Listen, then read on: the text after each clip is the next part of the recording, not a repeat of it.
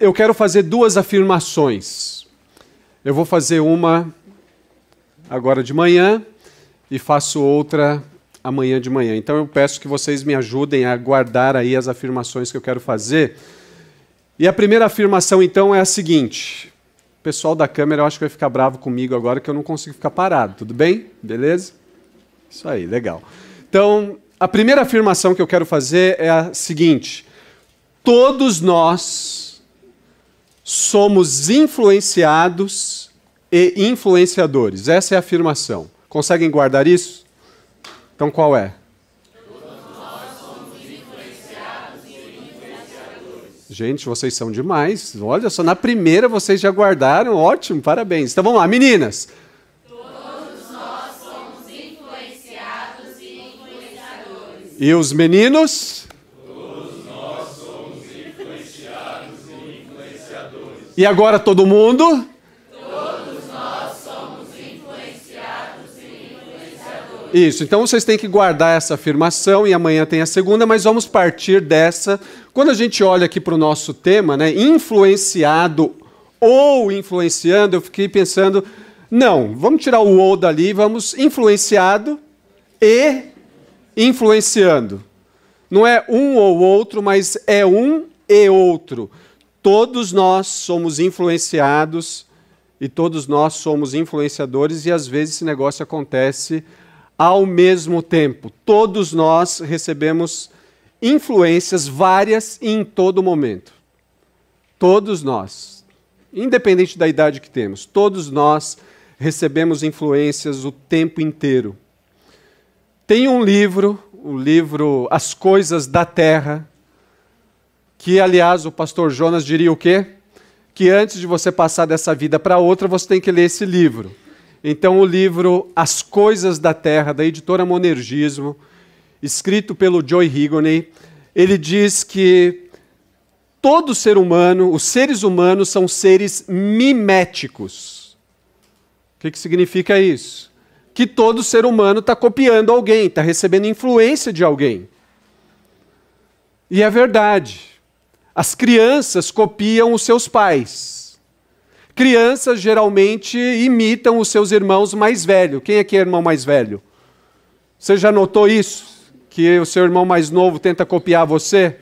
E é legal quando ele copia em algumas coisas boas, mas é péssimo quando ele copia naquilo que não deve ser copiado. O Joy Higoney, ele diz que estrelas da música copiam os seus ídolos, ou seja, jovem evangélico copia o Josimar Bianchi. E ele sumiu. Eu ia falar para ele, que eu queria tirar uma foto com ele, então eu resolvi falar aí. Ah, tá ali, olha lá ele lá.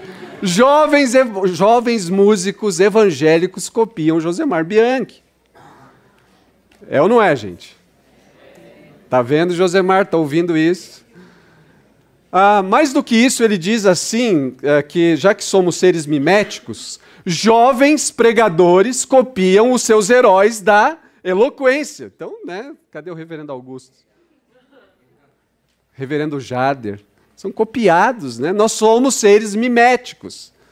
Nós copiamos as pessoas. Não tem jeito, é assim. Então nós somos pessoas que recebem influências e nós somos influenciadores. É assim que funciona. Eu e a minha esposa, nós nos empenhamos muito para influenciar nossa filha. Nossa filha tem 5 anos, chama Zoe. Linda, gente. Menina é muito linda. E a Zoe, alguns dias atrás, ela estava se preparando para ir dormir. E lá em casa tem um ritual do dormir. E aí, nesse ritual do dormir, prestem atenção no que eu vou dizer. A Zoe fala assim, mamãe, o que significa evangelho? Uau! Eu que estava lá no meu quarto lendo um livro, eu parei de ler na hora e fiquei naquela, né? O que vai sair daí? E a Kátia, então, Kátia é uma moça crente, criada na igreja, E ela sacou que a Zoe, ela queria saber da definição da palavra evangelho. E ela, então, como é uma moça de igreja, criada, ela deu qual definição a respeito de evangelho? Evangelho é boas novas. Evangelho é boa notícia. E aquela menininha linda de 5 anos de idade disse assim para ela: mamãe, Jesus é o evangelho. E eu saí do meu quarto correndo, fui lá e falei assim: criança, isso não foi nem carne nem sangue quem te revelou, mas o Pai que está no céu. Gente, nós soltamos rojões, fizemos uma festa, demos beijo, abraço, chamamos os amigos. Aquela menina entendeu que Jesus é o evangelho. Como que pode um negócio desse? Pode, porque ela está sendo influenciada. Ela está sendo influenciada por nós. Certamente ela não conhece a dimensão de tudo isso, mas ela tem recebido influências que faz com que ela já consiga fazer uma ligação de que Jesus é a boa notícia de Deus para nós. Isso é fantástico. Então, eu volto a fazer a afirmação que é mesmo?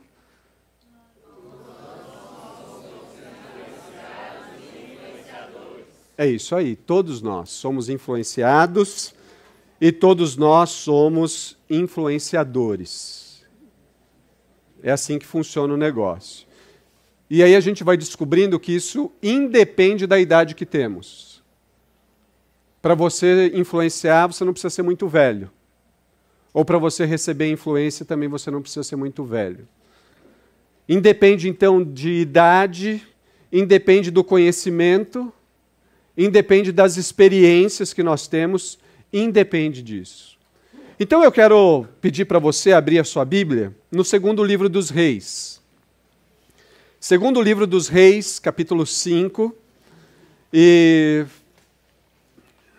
antes da gente ler o texto, eu só quero lembrar com você que o povo de Israel ele começa a ser formado a partir do chamado de Abraão. Abraão, então, ele tem 2 filhos, um deles é o Isaac. Estou resumindo bem aqui, tá, gente? Vocês conhecem a história, então vou resumir bem. Então, o Abraão ele tem 2 filhos, um desses filhos é o Isaac. Isaac tem 2 filhos, o Esaú e o Jacó. O Jacó tem 12 filhos. No meio desses 12 filhos, ele tem um que chama José. José é um filho que vai se tornar governador do Egito.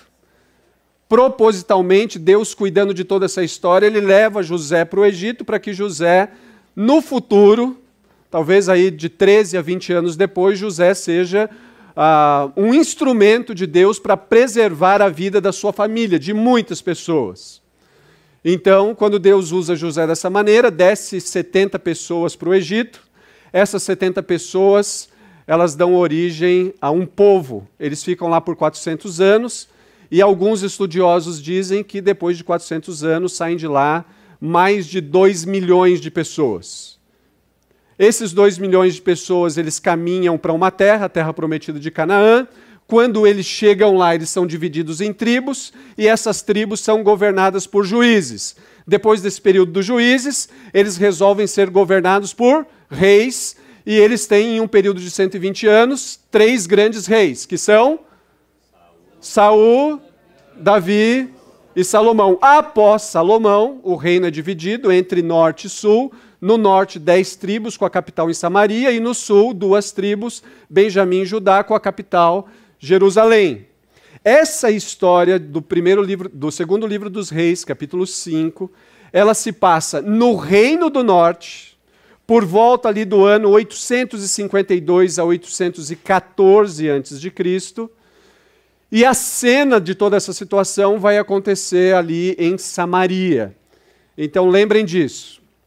Essa cena que nós vamos ler, essa circunstância, essa história real, se passa no Reino do Norte, provavelmente ali no reinado de Jorão e Jeú, e eu quero ler com você o que diz, segundo livro dos Reis, capítulo 5, do versículo 1 até o versículo 19. Eu vou ler na Nova Versão Internacional, NVI. Naamã, comandante do exército do rei da Síria, era muito respeitado e honrado pelo seu senhor, pois por meio dele, por meio de Naamã, o Senhor dera vitória à Síria. Mas esse grande guerreiro ficou leproso. Ora, tropas da Síria haviam atacado Israel e levado cativa uma menina, que passou a servir a mulher de Naamã. Um dia ela disse à sua senhora: se o meu senhor procurasse o profeta que está em Samaria, ele o curaria da lepra. Naamã foi contar ao seu senhor o que a menina israelita dissera. O rei da Síria respondeu: vá, eu lhe darei uma carta que você entregará ao rei de Israel.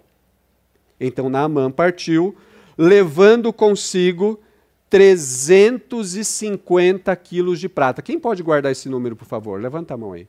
Alguém pode guardar 350 quilos de prata, não se esqueçam disso. Ele levou isso com ele. E 72 quilos de ouro. Quem pode guardar esse número também? 72 quilos de ouro. Mais alguém que pode guardar esse número? 72 quilos de ouro. Vocês conseguem guardar? Pessoal, vocês vão me ajudar ou não? Como é que vai ser? Ah, vai. Então, isso aí. Não esqueça. Quanto que era de prata mesmo? 350 o quê? Quilos. E de ouro era? Isso. Muito bem por me ajudar nisso. Isso é importante. E 10 mudas de roupas finas. Quem pode me ajudar com isso? Guardar esse número? Você consegue guardar esse? Então, tinha lá 10 trocas de roupas finas. A carta que levou ao rei de Israel dizia: junto com esta carta estou te enviando o meu oficial, Naamã, para que o cures da lepra. Assim que o rei de Israel leu a carta, rasgou as vestes e disse: por acaso sou Deus capaz de conceder vida ou morte? Por que este homem me envia alguém para que eu o cure da lepra? Vejam como ele procura um motivo para se desentender comigo. Quando Eliseu, o homem de Deus, soube que o rei de Israel havia rasgado suas vestes, mandou-lhe esta mensagem: por que rasgaste tuas vestes? Envia o homem a mim, e ele saberá que há profeta em Israel. Então Naamã foi com seus cavalos e carros e parou à porta da casa de Eliseu. Eliseu enviou uma mensagem para lhe dizer: vá e lave-se 7 vezes no Rio Jordão. Sua pele será restaurada e você ficará purificado. Mas Naamã ficou indignado e saiu dizendo: eu estava certo de que ele sairia para receber-me, invocaria em pé o nome do Senhor, o seu Deus, moveria a mão sobre o lugar afetado e me curaria da lepra. Não são os rios Abana e Farfar em Damasco melhores do que todas as águas de Israel? Será que não poderia lavar-me neles e ser purificado? E foi embora furioso. Mas os seus servos lhe disseram: meu pai, se o profeta lhe tivesse pedido alguma coisa difícil, o Senhor não o faria? Quanto mais quando ele apenas lhe diz que se lave e será purificado. Assim, ele desceu ao Jordão, mergulhou 7 vezes conforme a ordem do homem de Deus, e foi purificado. Sua pele tornou-se como a de uma criança. Então Naamã e toda a sua comitiva voltaram à casa do homem de Deus. Ao chegar diante do profeta, Naamã lhe disse: agora sei que não há Deus em nenhum outro lugar senão em Israel. Por favor, aceita um presente do teu servo. O profeta respondeu: juro pelo nome do Senhor a quem sirvo, que nada aceitarei. Embora Naamã insistisse, ele recusou. E disse Naamã: já que não aceitas o presente, ao menos permite que eu leve 2 mulas carregadas de terra, pois teu servo nunca mais fará holocaustos e sacrifícios a nenhum outro Deus senão ao Senhor. Mas que o Senhor me perdoe por uma única coisa. Quando meu senhor, o rei da Síria, vai adorar no templo de Rimom, eu também tenho que me ajoelhar ali, pois ele se apoia em meu braço. Que o Senhor perdoe o teu servo por isso. Eliseu disse: vá em paz.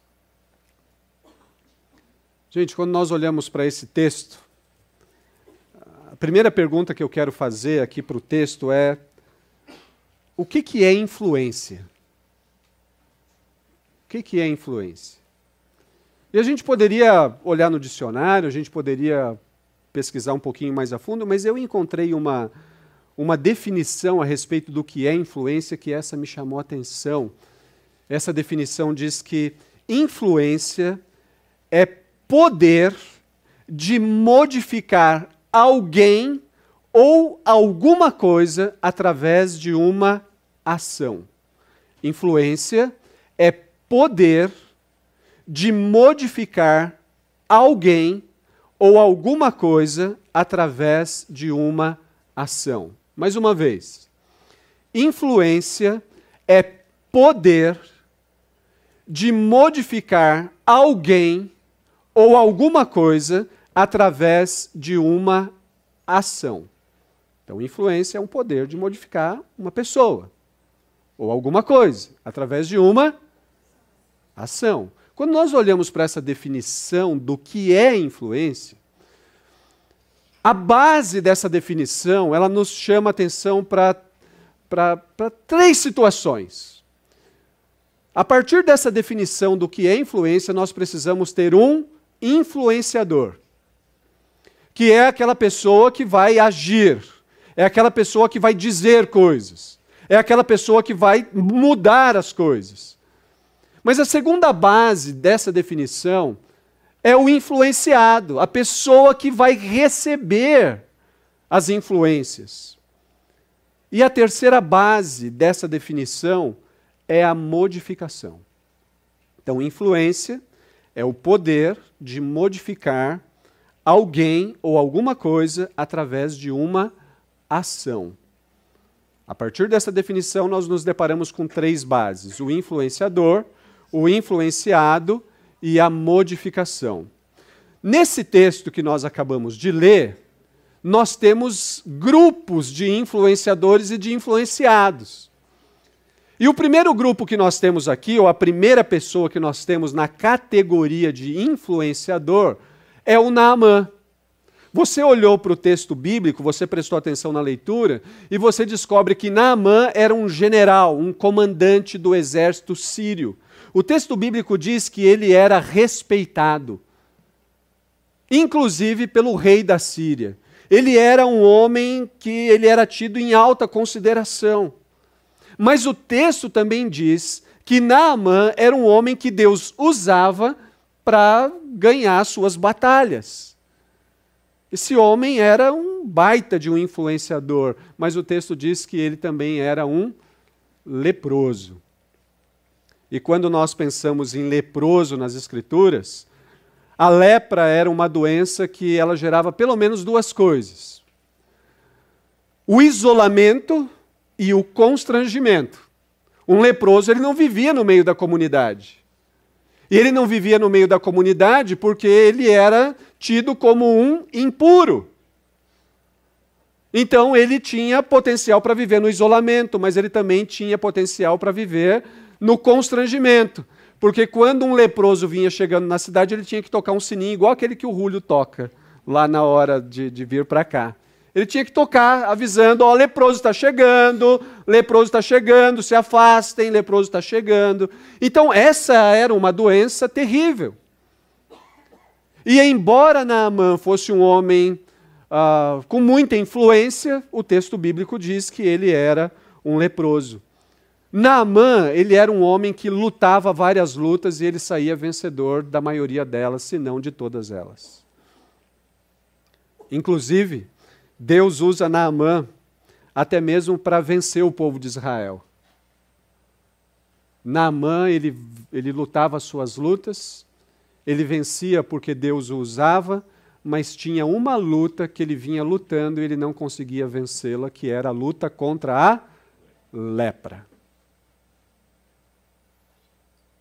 Um homem cheio de vitórias, um homem vitorioso, mas a batalha contra a lepra ele não conseguia vencer. Ainda assim, leproso, ele era um homem que tinha influência. Ele era um homem que tinha influência sobre o seu país, sobre o seu exército, sobre os seus soldados, sobre o seu rei. Então, olha que interessante, queridos. Quando a gente fala de influência, de ser um influenciador, independe de quantos anos temos, de quais experiências temos. Independe disso. Assim é com Naamã. Agora, o segundo grupo aqui de influenciadores é a menina. A menina lá que aparece pela primeira vez no verso 2. Eu já ouvi algumas mensagens a respeito de 2 Reis, capítulo 5, e eu fico muito triste com o fato dessa menina não ter nome. É uma menina sem nome. E o reverendo Augustus falou aqui para nós que uma das estratégias de conquista dos assírios, dos babilônicos, era trocar nome, para acabar com a identidade daquela pessoa. Mas o nome era trocado. E no caso dessa menina aqui, essa menina não tem nome. E eu fico chateado porque essa menina não tem nome. E eu resolvi dar um nome para ela. E o nome que eu resolvi dar para essa menina é Catã. Catã. Conseguem pronunciar esse nome? Ele é rebuscado, vocês notaram? Catã. Consegue? Só vocês que conseguem? Como é que é o nome dessa menina? Catã. Catãzinha, meu amor, vem cá. Catã, minha filha. Eu acho até que se eu tiver uma outra filha, vai se chamar Catã mesmo. Nossa, né? Esquisito. Mas para quem já tem uma filha chamada Zoe, Zoe para Catã, não é tão assim, né? Mas esse nome Catã é o nome que o texto na língua hebraica se refere a essa menina. Ela era uma Catã, e Catã significa pequena. Pequena não na estatura, mas pequena na importância. Catã significa que essa menina ela nem era muito bem percebida. Catã significa que essa menina não era nem notada. Catã significa que essa menina não tinha significado. Catã significa que essa menina até então não tinha nenhuma influência. Catã significa que essa menina era desprezível. Mas nesse momento, essa menina, que tinha sido conquistada por Naamã, que tinha sido conquistada pelos sírios, e agora era escrava na casa de Naamã, era uma menina que tinha tudo para ser movida pelo ódio, pela raiva, pelo desprezo, pela amargura. Mas ao invés dela ser movida por isso, essa menina é movida pela compaixão. Ela vê o seu senhor Naamã chegando em casa depois de treinar o seu exército, depois de sair para campanhas militares. E aí o Naamã chega em casa, e quando ele chega em casa, contando que venceu uma batalha, quando ele vai se lavar e vai se limpar, essa menina vê que esse homem não vence uma luta, a luta contra a lepra. E eu fico pensando que se eu fosse essa menina, assim, bem feito, quem mandou me conquistar? Que morra de lepra. Mas ao invés dessa menina ser movida pelo ódio, pelo desprezo, pela raiva, pela amargura, essa menina é movida pela compaixão, e aí ela vai exercer o papel de influenciadora com a esposa de Naamã. E o texto bíblico diz assim: um dia ela disse à sua senhora: se o meu senhor procurasse o profeta que está em Samaria, ele o curaria da lepra. E aí isso nos coloca no terceiro grupo de influenciadores e de influenciados, a esposa de Naamã. E eu fico imaginando aqui que a esposa, quando ouve a Catanzinha, ela pega o WhatsApp e fala: amor, vem para casa agora. Eu descobri uma possibilidade de cura para você, meu bem. Deixa seu exército, corre aqui. E aí o Naamã deixa o exército dele, pega o cavalo dele, tem uma cura para mim. E ele chega lá e fala: amor, o que você descobriu de novo? O que tem de novo na medicina? Ela fala assim: amor, não tem a ver com medicina, tem a ver com profeta. Lembra da Catanzinha? Catã? Que Catã? Aquela Catanzinha que você trouxe de Israel. Aquela Catã, mas que Catã, amor? Aquela que é nossa escrava, que cuida da gente, que me ajuda aqui na casa. Ah, sim, é Catã. Aquela, sim, claro. O que tem a Catã? Amor, ela disse que tem um profeta lá em Samaria, que se você conhecesse ele, ele te curaria da lepra. Amor, vai para lá. Chama o Uber. Vai agora. O que a gente vê em seguida é que Naamã, depois de ter ouvido o que a esposa disse, porque foi influenciada pela Catã, é o Naamã imediatamente indo falar com o rei da Síria. E esse negócio de falar lá com o rei da Síria, o texto bíblico não diz quem é o rei da Síria, mas o texto demonstra que o rei da Síria, ele exercia uma grande influência sobre o rei de Israel, o rei do norte. E ele exercia uma influência tão grande sobre o rei de Israel, que ele manda uma carta para o rei de Israel, e essa carta, ela é uma carta simples. Olha, você está recebendo a carta e eu quero que você saiba o seguinte: eu quero que você cure. Imperativo aqui, verbo no imperativo. Eu quero que você cure o meu general, porque o meu general eu tenho ele em alta conta, ele é um influenciador no meu país, ele ganha todas as batalhas que ele luta, cure ele. Se vira, rei. Estou mandando você curar. Essa carta não é assim, olha, o rei de Israel, desculpa atrapalhar o seu dia, mas eu estou te enviando o meu general, e você vai ver que ele é leproso. Eu queria que você desse uma avaliada na situação, e avaliando a situação, eu queria que você visse aí se dá para curar ele. Não foi assim a carta. A carta foi, meu general está aí, eu quero que você o cure. E aí o texto bíblico que nós lemos mostra que o rei de Israel ficou desesperado a ponto de rasgar a sua roupa, a parte de cima da sua roupa, e o cara ficou desesperado, e o texto bíblico diz que ele pensou assim: esse rei da Síria, ele quer ter problema comigo. Ele não sabe como, porque até então eu estou bonzinho aqui, eu obedeço tudo que ele manda, mas ele quer arrumar um pretexto, e o pretexto é agora ele mandando eu curar um leproso. Quem ele pensa que eu sou? Ele pensa que eu sou Deus, que sou capaz de dar a vida e de tirar a vida. Ele quer arrumar briga comigo, e o cara rasga a roupa, e tem uma pessoa vendo rasgar a roupa que também pega o celular, manda um WhatsApp para o Eliseu, e dizendo: Eliseu, a coisa aqui está brava, amigo. Que chegou o rei aqui, o rei de Israel está em pânico, e ele está em pânico porque ele recebeu uma ordem para curar um leproso. Você pode fazer alguma coisa? E o Eliseu devolve o WhatsApp dizendo: cara, isso é lepra? Manda esse cara vir aqui. E ele vai saber que tem rei em Israel.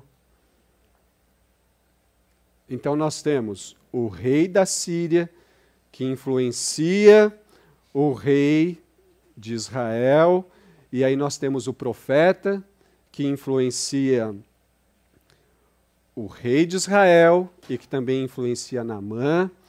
E o que eu acho legal aqui nesse texto é que quando quando Eliseu fala para Naamã ir até a casa do profeta, eu fico imaginando aquelas comitivas de chefe de estado em outro país, sabe?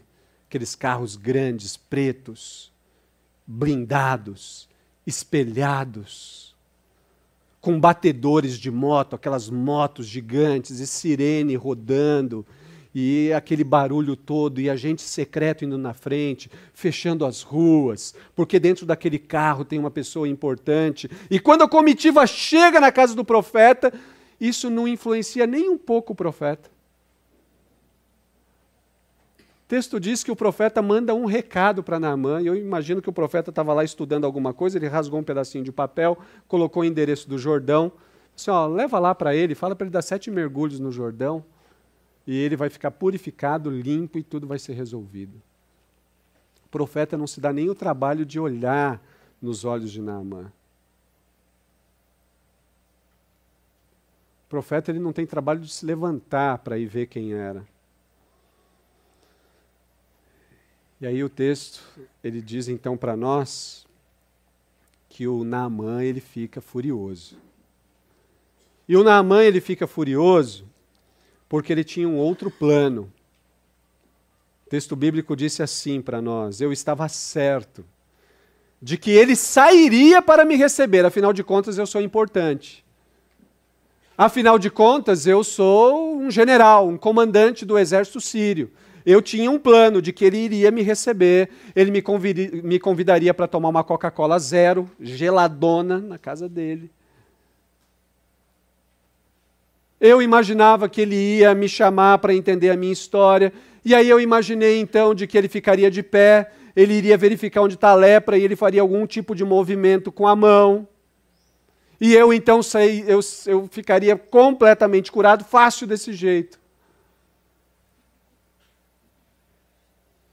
Quando eu olho para isso daqui, eu fico pensando que quando nós temos expectativas, quando nós queremos coisas, quando nós temos vontades, quando nós temos desejos, quando nós queremos o que nós queremos, mesmo que aquilo que nós estamos querendo sejam coisas erradas, coisas que desagradam a Deus, nós não somos facilmente influenciados. E não somos facilmente influenciados porque outra coisa já nos influenciou e a gente bate o pé. É isso que eu quero. Os planos de Naamã naquele dia eram outros. Os planos de Naamã naquele dia não passavam por ir nadar no Jordão. Ele fica bravo, ele fica furioso. Ele fica irritado. Ele diz assim: Jordão. Jordão. Jordão é um rio de água escura. Jordão é um rio de água barrenta. Lá na Síria tem rios maravilhosos de águas cristalinas, límpidas, puras. E esse profetinha manda eu mergulhar no Jordão. Quem ele pensa que eu sou? Quer saber de uma coisa? Eu vou embora. E quando ele fala que ele vai embora irritado e furioso, nós nos deparamos com um outro grupo de influenciadores. O grupo dos servos. Que são servos. Homens, talvez soldados, que participam ali da comitiva de Naamã, protegem ele, auxiliam ele. Esse grupo de influenciadores vai lá e diz assim para ele: meu pai, se o profeta lhe tivesse pedido alguma coisa difícil, o Senhor não iria fazer? Meu pai, quanto mais quando o profeta agora pede apenas para que você se lave e você vai ser purificado, meu pai. Em outras palavras, esses homens estão dizendo assim: comandante, com sua permissão, a gente já viajou um tempão e o senhor está precisando tomar banho mesmo. O que custa tomar banho? O que custa tomar banho? Custa nada. Um amigo meu me falou que ele fez uma viagem aqui para a região, para Pirenópolis. Conhece esse lugar? E que tem um parque lá que você paga o ingresso, entra no parque, você vê as cachoeiras, pode fazer piquenique. Alguém conhece esse lugar? Ele disse que é fantástico, lindo, mas paga ingresso. No Parque do Jordão não pagava nada, era grátis. Não custava. Em outras palavras, esses homens estão dizendo assim para Naamã: comandante, com sua licença, quanto que o senhor trouxe de prata? Cadê o pessoal da prata? 350 quilos. Comandante, o senhor trouxe 350 quilos de prata. Se ele tivesse pedido o dobro, quanto que dá o dobro disso? 700 quilos de prata. O senhor não ia dar? Claro que sim. Embora eu não tenha trazido, se ele me pedisse 700 quilos de prata, eu iria pagar 700 quilos de prata. Comandante, o senhor não trouxe ouro? Quanto que tinha de ouro mesmo? 72 quilos. Mas, comandante, se ele pedisse o dobro disso, que dá quanto? Opa, o pessoal agora, eu senti que, opa... Se ele tivesse pedido 144 quilos de ouro, o senhor não daria? Daria, embora eu não trouxe 144, mas eu iria buscar os outros 72. Comandante, com sua licença, com sua permissão, comandante general. Se o profeta tivesse pedido as roupas, quanto que ele trouxe de roupa mesmo? 10 roupas finas. O senhor não daria? Daria. Se ele tivesse pedido o dobro disso que dá, 20 roupas, o senhor não daria? Daria. Comandante, com sua licença, general, não custa nada ir até o Jordão. Não custa nada. É grátis. Conseguem falar grátis assim? É grátis. Não custa nada. Não custa absolutamente nada. Final da história? Aquele grupo de servos influenciadores influenciaram o Naamã a ir lá mergulhar no Jordão. E aí, imaginem a cena, um general mergulhando no Jordão. Isso não é tão simples, tá, gente? O general tinha uma posição. Uma posição de honra, de influência. Agora talvez ele está se despindo das suas roupas. Os seus servos, o pessoal que está com ele está vendo a situação dele. Esse homem dá o primeiro mergulho nas águas barrentas do Jordão, nas águas escuras do Jordão. A hora que ele sai do primeiro mergulho, ele dá uma olhada na mão. Deixa eu dar o segundo. Segundo mergulho, ele olha. Opa! Terceiro mergulho. Uhul! Yes! Quarto mergulho. Sétimo mergulho. Ele está limpo. Ele está limpo. Texto bíblico. Mergulhou 7 vezes conforme a ordem do homem de Deus. E foi purificado. Sua pele tornou-se como de uma catã. Sua pele ficou igualzinho da catã. A mesma palavrinha aqui. Lembra lá da catã? Sua pele, a pele de Naamã, está igual à pele de uma catã. Está igualzinho à pele daquela menina insignificante. Pequena em influência, pequena em atenção. Está igualzinho à pele dela.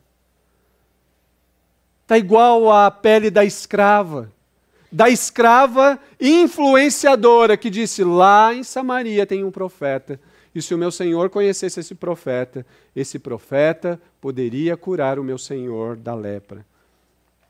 Final dessa história é Naamã voltando para casa de Eliseu. E chegando na casa de Eliseu, ele chega limpo, ele chega puro, ele chega purificado. Quando ele chega na casa de Eliseu, agora ele é recebido na casa de Eliseu, ele não chega mais como generalzão, influenciador, mas ele chega na casa de Eliseu profundamente influenciado por Deus. Ele chega profundamente influenciado e modificado pelo Deus de Israel. Ele chega diferente. E ele não chega diferente porque agora ele não é mais leproso. Ele chega diferente porque o Deus de Israel o influenciou.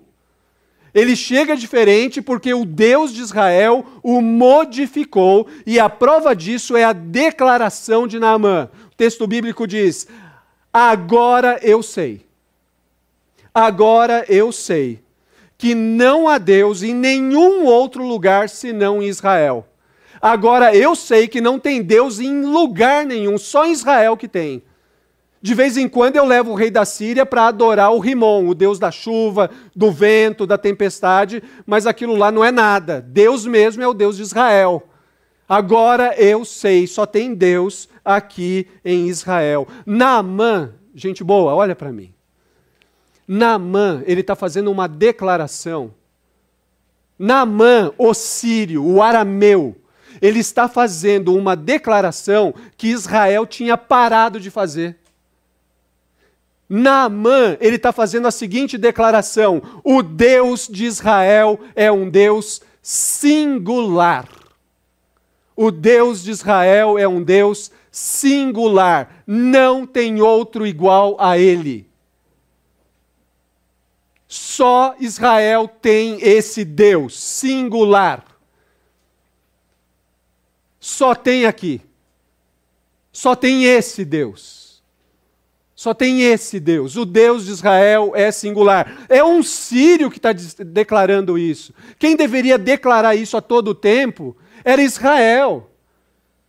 Mas Israel, ao invés de prestar atenção na singularidade de Deus, ele é atraído por outros deuses. E agora o sírio está dizendo: só tem um Deus. E agora eu sei que esse Deus é o Deus de verdade. Naamã, ele foi profundamente influenciado e modificado pelo Deus de Israel. Esse homem está contente. E ele está contente porque agora ele pode ser um influenciador maior do que ele já era. Agora ele pode influenciar pessoas com aquilo que realmente é capaz de modificar pessoas. O Deus de Israel, o único, ele é capaz de mudar e de transformar pessoas. E ele faz isso lá em 840 a.C. e continua fazendo hoje, aqui em Caldas Novas, REC 2018. Creem nisso? Amém. Esse é o Deus de Israel. Contente, porque agora ele está limpo, purificado. Contente, porque agora Deus o modificou. Ele diz para o profeta: eu quero te dar um presente. Eu quero te presentear. Na minha bagagem tem o que mesmo? 350 quilos de prata. Na minha bagagem tem? Na minha bagagem tem? 10 trocas de roupas finas. Eu quero te dar um presente. O que você quer? Quer tudo. E o profeta diz para ele: não quero nada porque é grátis. Não custa nada. É grátis. Não, mas eu quero muito te dar. Eu não quero, porque é grátis. É de graça. Não custa nada. É grátis. Não custa nada, é grátis. Não custa nada. É grátis, é de graça.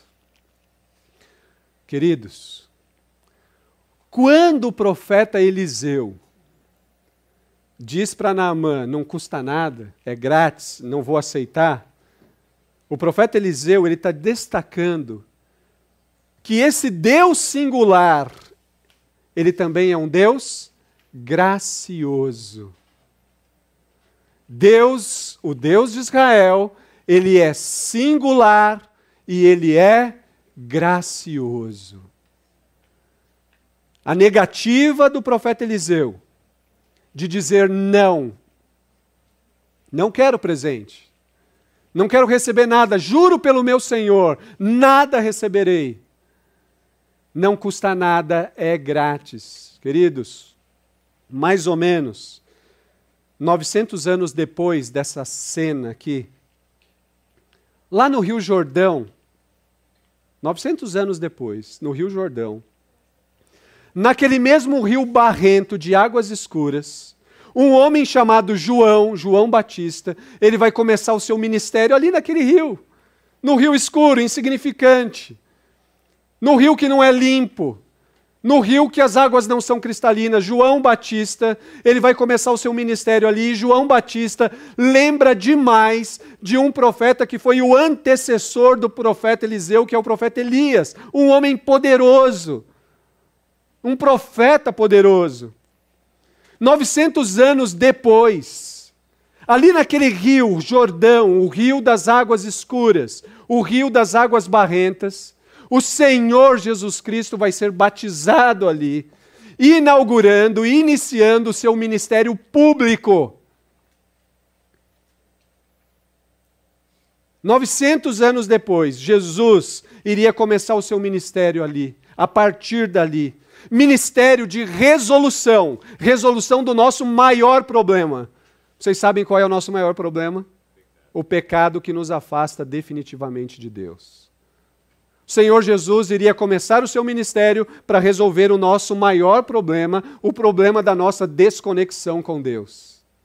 900 anos mais tarde, o Senhor Jesus iria inaugurar o seu ministério de cura, não de cura física, mas de cura da pior das enfermidades letais, o pecado que nos separa de Deus, que nos mantém afastados de Deus. 900 anos depois, Jesus é aquele que pagaria o preço para que Naamã, eu e você, não precisássemos pagar nada, porque é grátis. 900 anos depois, o Senhor Jesus é aquele que iria começar um ministério de influência. E à medida que ele influenciasse, as pessoas poderiam se beneficiar dessa influência. 900 anos depois de Naamã, nessa manhã, você pode falar com esse Jesus, que é aquele que diz assim: se confessarmos os nossos pecados, Ele é fiel e justo para nos purificar.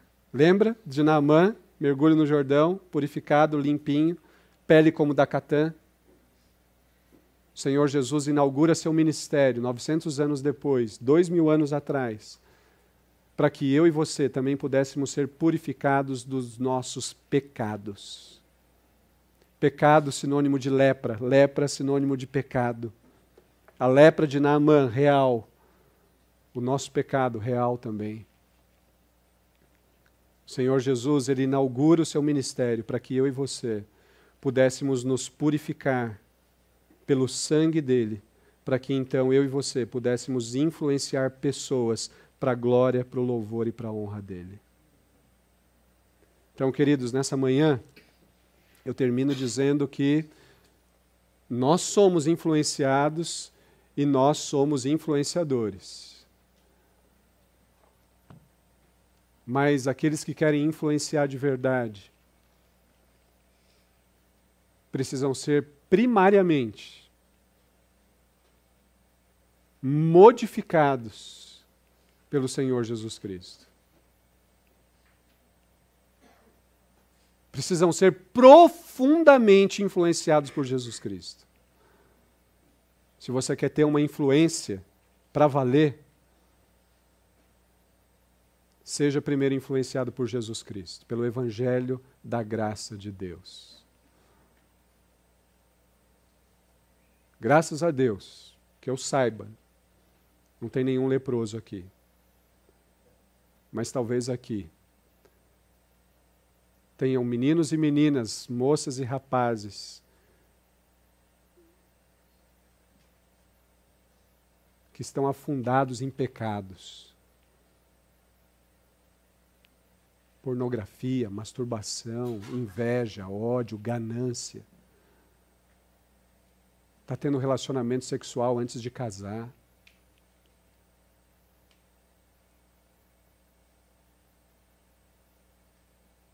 Você não vai influenciar ninguém. Ou se vai influenciar, você vai influenciar negativamente as pessoas que te cercam. Mas se você quer influenciar para valer, nessa manhã você pode falar com Jesus: Jesus, eu confesso o meu pecado, eu me arrependo do meu pecado. Purifica-me e usa-me para a honra, glória e louvor do teu nome. Quer falar com Jesus agora? Abaixe sua cabeça, feche seus olhos.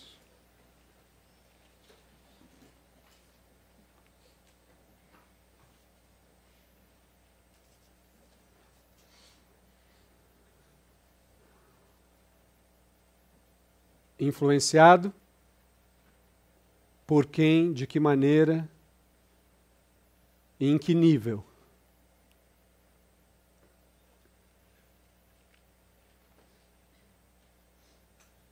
Talvez nessa manhã, antes da gente terminar aqui, você precise dizer ao Senhor: Senhor, me perdoe. Me ajude a viver uma vida de pureza. Senhor Jesus, me purifique do meu pecado, da minha injustiça. Você pode ser um crente, um discípulo de Jesus, mas talvez esteja sendo influenciado pelo pecado. Nessa manhã você tem a oportunidade de dizer a Jesus: me perdoe. Talvez você não é um discípulo de Jesus, e nessa manhã você está ouvindo a palavra dele, e talvez, como Naamã, você tenha que orar ao Senhor e dizendo: Senhor, Jesus, Deus de Israel, Deus desse pessoal da PV e da REC, olha para mim, tem misericórdia de mim.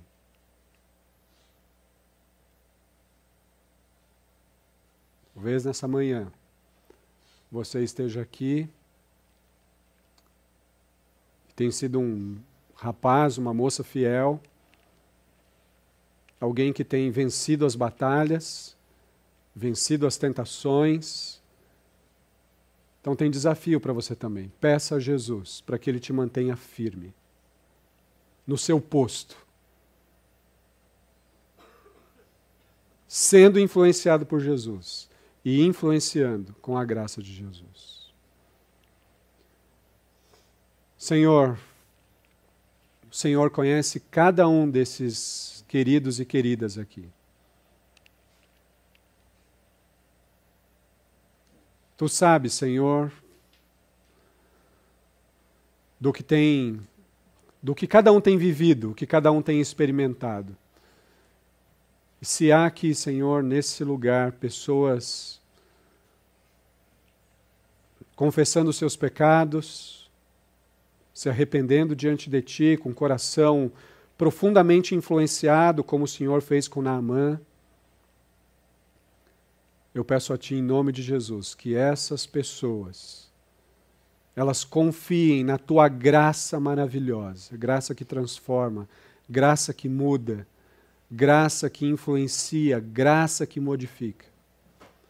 Senhor Jesus, eu peço que esses queridos estejam com os olhos, o coração e os ouvidos abertos para Ti. Por favor, Senhor, que a Tua boa mão esteja sobre esses que estão se arrependendo, que a Tua boa mão, que a Tua misericórdia esteja sobre aqueles que o Senhor ainda não alcançou, e que a Tua boa mão sustente aqueles que dia a dia têm vencido as tentações. Que o Senhor abençoe todos nós e que o Senhor nos abençoe para a honra, glória e louvor do Teu nome. É o que eu peço a Ti e agradeço em nome de Jesus. Amém.